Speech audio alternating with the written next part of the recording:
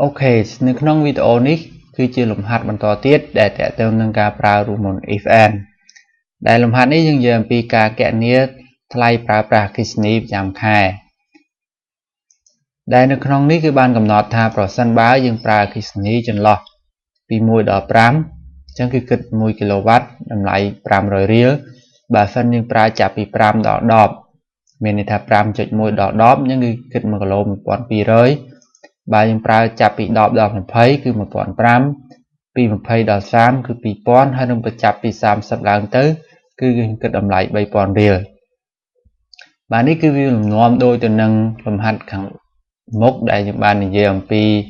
ការកំណត់តម្លៃនៅក្នុងរូបពុម្ពដែលយើងបានគណនាឲ្យអ្នកទាំងអស់គ្នាមើលអញ្ចឹងនៅក្នុងនេះគឺខ្ញុំលែងគណនាហើយបាទថានេះគឺជាកិច្ចការរបស់អ្នកទាំងអស់គ្នាវិញម្ដងអញ្ចឹងទី1គឺយើងគណនារកបរិមាណប្រើថាយើងប្រើអស់ប្រមាណគីឡូបន្ទាប់មកទៀតអ្វីដែលជាបញ្ហាគឺកំណត់តម្លៃថាតើអតិថិជនម្នាក់គាត់ប្រើអស់តម្លៃប្រមាណឬគិតពីសាច់ប្រាក់អស់ប្រមាណហើយសង្ឃឹមថាអ្នកទាំងអស់គ្នាអាចគណនាបានចំពោះលំហាត់នេះអញ្ចឹងខ្ញុំមិនបង្ហាញអ្វីច្រើនទេខ្ញុំបង្ហាញប៉ុណ្នេះ